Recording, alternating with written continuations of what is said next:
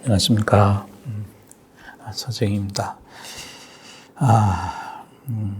오늘도 어떤 사회적인 현상, 우리 투자 쪽의 현상을 가지고 여러분이나 여러분의 자녀분에 해당되는 얘기예요.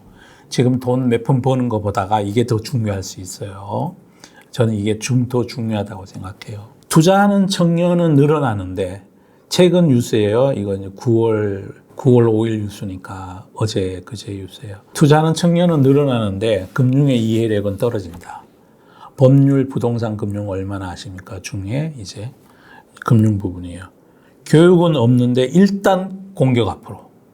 네이버 50만 네이버 간다 이런 거 그때 또 막 지르고, 그런 현상을 누가 만드느냐 이거죠. 이제 교육은 없는데 일단 공격 앞으로. 가즈아! 그 당시에 나온 말이 가즈아였어요. 코인 시장 가즈아!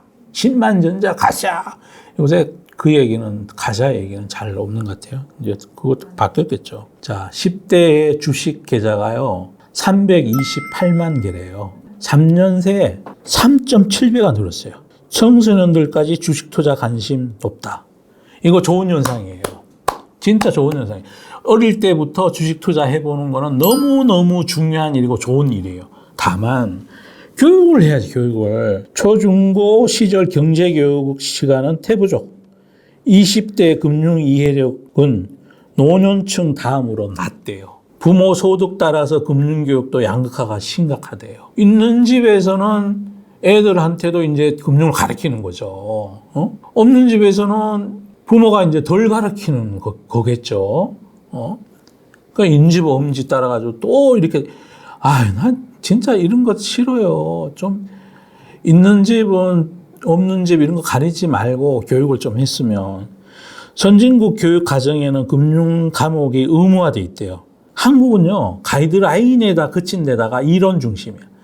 경제학 원래 뭐 죽으라고 가르쳐 봐야 투자하는데 별 도움 안 돼요. 아주 조금만 도움이 되고, 현실 상황에 맞는 실전적 내용을 가르쳐야 된다. 그래서 요 밑에 그런 게 나와요.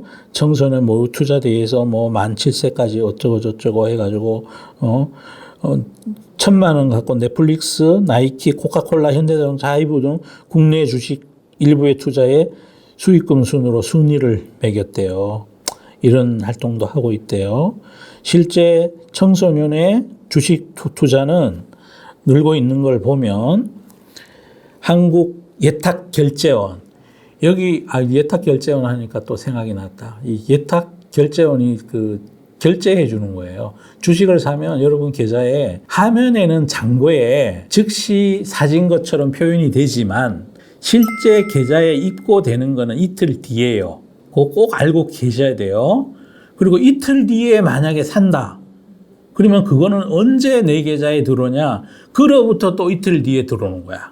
오늘 내가 만약에 어떤 주식을 팔았다. 그러면 오늘 산 거를 오늘 파는 거는 생겼다가 없어지는 거니까 그건 참고 삼아 알고 계세요.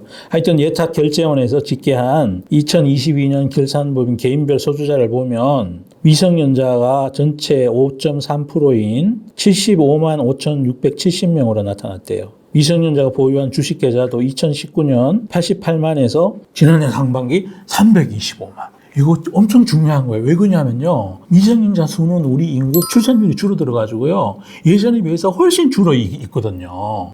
그렇지 않습니까? 우리 시대에는 한 해에 100만 명 태어났던 베이비붐 세대예요. 근데 작년에 우리 태어난 게 23만 명인가 얼마나 그러잖아요. 그렇죠. 지금부터 몇 년을, 예를 들어 미성년자라 그러면 18세 이하인데 18년 전으로 돌아가도 이 진짜 갑자기 지금 늘어나고 있다는 거는 요즘 젊은이들 사이에 주식 투자에 대한 관심이 많이 늘어나 있다는 거예요. 10대들의 투자 관심도는 높아지고 있지만 이들의 투자 교육 수요에 맞는 공급은 부족한 상황이다. 기획재정부가 지난해 10월부터 11월까지 초등고교생 약 5,000명을 대상으로 실시한 2022년 초중학교 학생 경제 이해력 조사를 보면 중학생의 45.4%와 고등학생의 51.4%는 시간이 부족하다고 그랬고, 초등학교 교사분들도 그런다고 해요. 그런데 중학교 고등학생이 가장 받고 싶은 교육 내용이 금융 상품이래요. 지금도. 그런데 교육을 안 시켜요. 금융감독원이 전 국민 금융 이해력 조사 결과를 보면 이거는 이제 우리나라 내의 거를 조사를 한 거예요. 우리나라 내의 거에 상대 평가한 거예요. 20대가 평균 65점, 전체 평균이 66.5점. 이건 그냥 아무 의미가 없다고 생각해요. 물론 20대가 낮다는 의미, 그다음 노년층하고 비슷하다는 의미는 우리 내에 상대적으로 낮다는 의미는 맞는데 글로벌로 비교하면 우리는 진짜 가봉, 우간다 거기 수준이에요. 2015년 기준이지만 그 뒤에 좀 많이 개선이 됐겠죠 지금. 그렇다 하더라도 터무니없이 지금 어마어마하게 낙후된 공교육 활동을 하고 있다. 그렇게 보시면 되고요. 자, 그다음에 여기 밑에 다른 나라들 사례를 말씀드릴게요. 한국보다가 금융이 발달한 해외 주요국은 제도권 금융교육을 꾸준히 하고 있다. 미국은 경제교육을 표준 교육 과정에 포함해서 12개 학년에 걸쳐서 가르치고 있다. 12개 학년에 걸쳐서 가르치고 있다. 놀랄 만한 일 아닙니까? 고등학교 과정에 독립된 금융 과목이 있고 학교 은행과 같은 상설 체험 행사가 마련되어 있다. 거기에다가 대통령 직속에 금융교육자문위원회도 두고 있다. 비교해 보세요, 우리랑.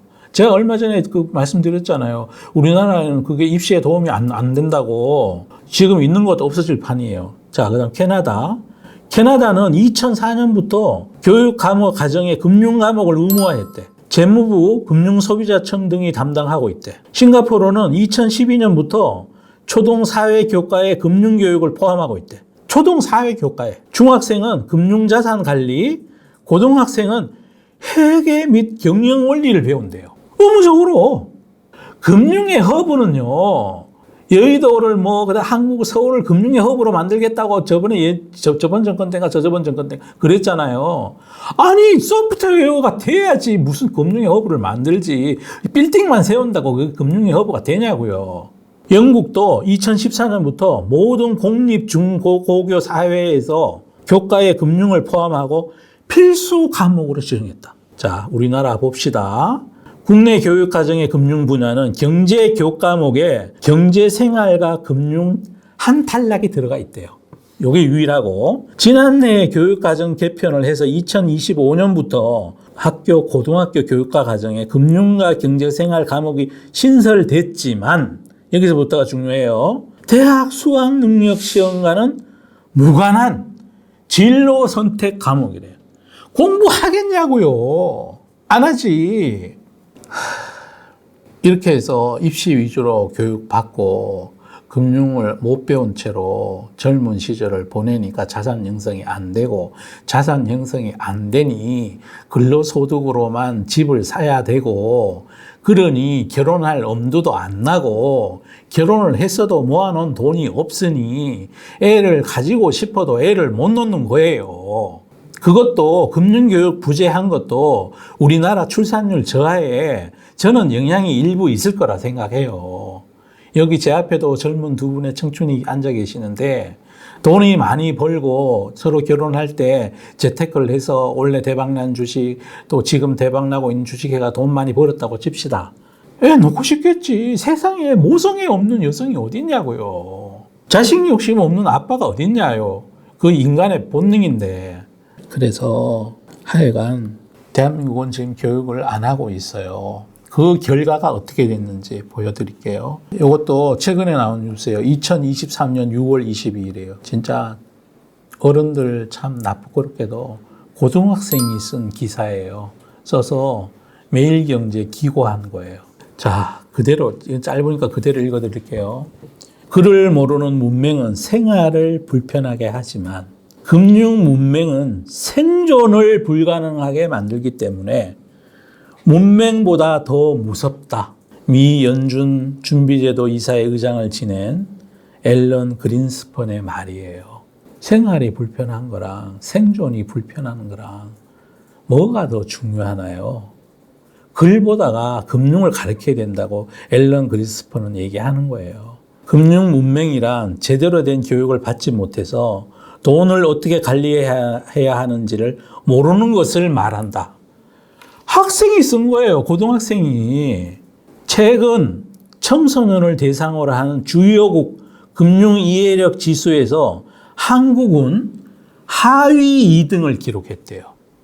아까요, 정부에서 쪽팔리니까 한국 내에 있는 것만 한 거예요. 세대별 그거 해가 어디가 꼴등이 상대적으로 뭐 이런다 그러잖아요. 다른 나라하고 비교하면요, 하위 2등이래요. 예? 대한민국 청소년 금융이해력 조사 결과 46.8점으로 낙제점 수준인 60점에도 크게 못 미쳤대. 유대인은 성인식을 치르면서 6천만 원 가량의 돈을 받는다고 한다. 아이는 이날 받은 종잣돈을 주식과 채권, 예금 등으로 나누어 자기 책임하에 돈을 굴리기 시작한다. 우리나라도 학교의 금융교육 의무화와 함께 전문성이 있는 교사를 양성해 가야 할 것이다. 상지 미래 경영고 1학년 장유리. 아니 도대체 우리나라 교육부는 뭐 합니까? 앨런 그린스펀이 이렇게 얘기했잖아요. 금융 문맹은 생존을 불가능하게 만든다고. 이거를 고등학교 1학년짜리가 이 문제점을 이렇게 지적하고 있는데 이상입니다. 공부하셔야 됩니다. 요새 또 뒤늦게 제가 저번에 커뮤니티에도 글을 올려드리고 막 그랬어요. 포모 때문에 갑자기 포인마켓에서 어마어마한 돈이 이쪽으로 몰려왔다고. 그래서 그 돈들이 엄청나게, 그래서 이러시면 안 된다고 제가 삐뽀 말씀을 드렸잖아요. 이제 그분들이 지금 또 힘드시겠죠. 또 힘드신다고요. 그거 왜 그분들 탓이 아니에요. 나라 탓이에요. 이건 진짜 어떻게 보면 나라 탓이라고. 모든 인간은 돈을 벌고 싶어 해요. 그분들의 욕망이 잘못됐다고 비난할 수 없어요. 저는 그분들 비난하고 싶지 않아요. 고등학교 1학년짜리도 아는 거를 정신 차립시다. 진짜 정신 좀 차리세요. 이 현상이라고 이게.